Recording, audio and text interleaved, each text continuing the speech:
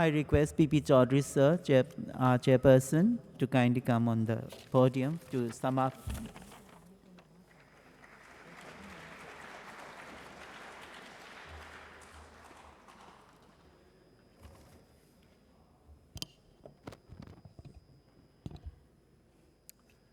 After hearing about 34 speakers, it is not easy task to sum up. And I have heard the brilliant speeches by all the speakers. And the topic of separation of power is a very, very important, which has been chosen by this, for the National Conference of Law Students. I extend my thanks to the Parliament Secretariat for organizing this program. And such type of programs are required to be organized. When we are speaking about the separation of power, and when we concerned about the three pillars of the democracy, Parliament, legislature, executive, and judiciary. And basically, when we think about the law students, then we should not only limit it to the law profession, or trending or advising, or furnishing the legal advice.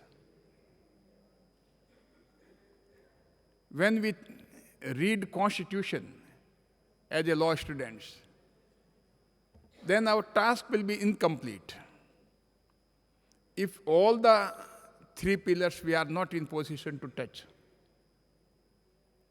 Now, initially, for a long time we see that the practice was only to touch the judiciary, law profession, law firm, or sometime the teaching profession. That was the limited. Now the wings have already been, all these things have been extended. Now we are covering the legislature also, which is very, very important. Because our freedom fighters, if you see the first, second, and third parliamentarian, their qualification, you will see the maximum was having the law background. So we are also the custodian of the Constitution of India, not only the judiciary.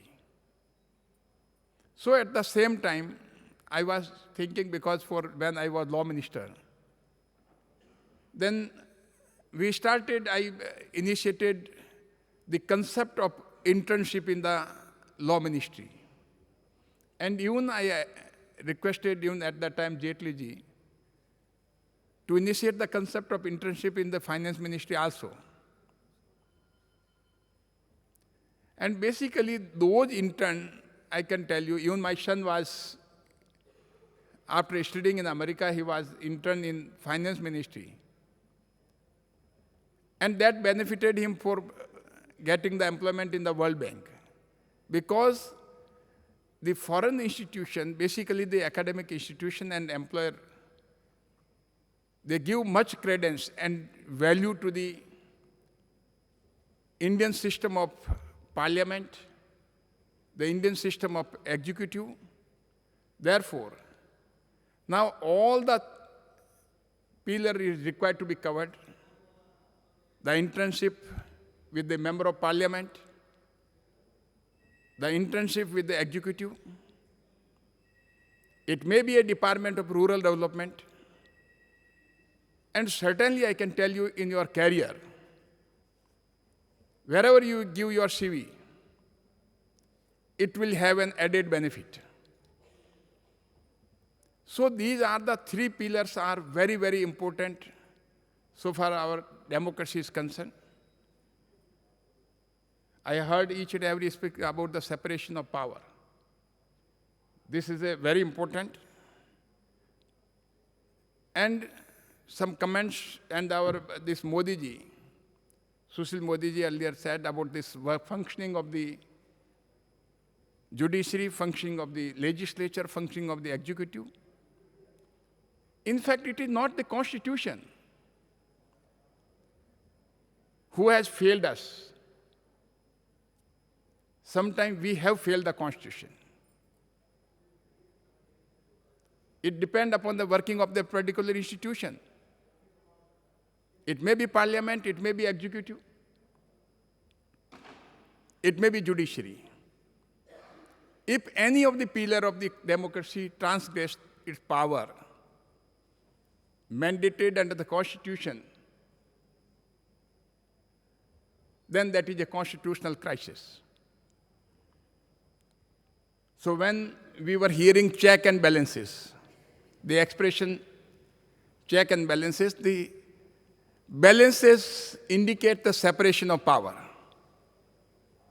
but the check indicates the accountability.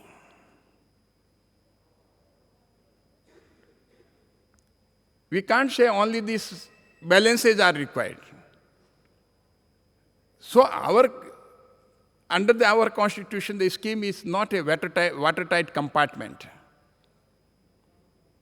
It is dynamic, full of check and balances. It contains the accountability and at the same time separation of power between the three pillars. And each pillar is vigilant about the others. It is not so that they are careless about the others. So far the accountability part is concerned, the executive is accountable to the parliament, and parliament is accountable to the people of the country. So this is a check. This is not balance. And when we come to the judiciary is accountable to the people.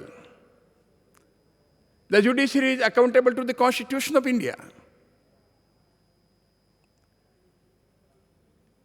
You can ask that because the judges are not elected. That is true. But the ethics is there, moral force is there.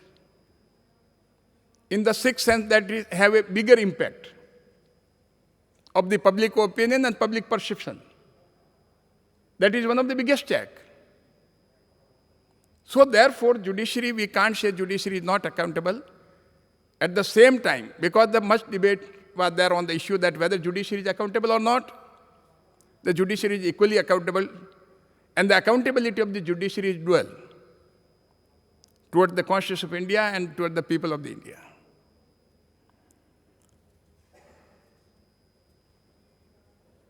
So these accountability,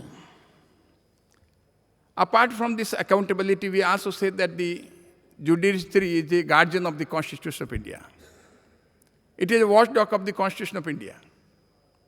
It interprets the Constitution of India, it interprets the law made by the legislature. And so far the power, when we come to the separation of power is concerned, the law made by the legislature is being implemented and executed by the executive. As far as so far the law made by the parliament is concerned, if it goes against the mandate of the Constitution of India, then certainly judicial review is available.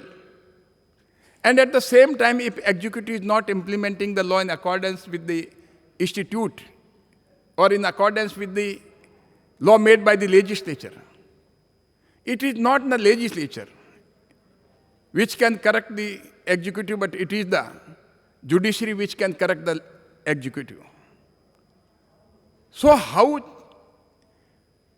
separation is there and how checks are being exercised. So the check, when we think about the check, it is not the accountability alone for the judiciary, but at the same time, the judiciary is the guardian of the Constitution. So in our system of working, after hearing all you people, we are not having the watertight compartment of the check and balances.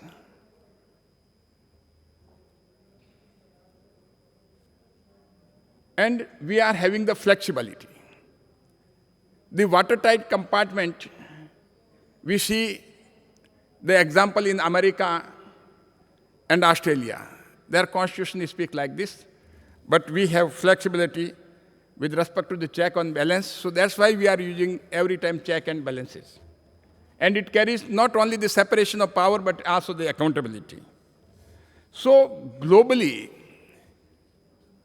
we are being interpreted, and our constitution is being, with respect to the checks and balances, being interpreted not in a narrow way, but it is basically, since it is not a watertight compartment,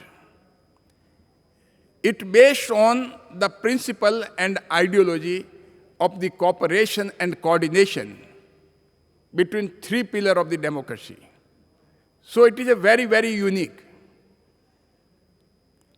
The problem arose sometime with respect to the basic structure of the Constitution, because the Constitution nowhere prescribed and contemplate what are the basic structure.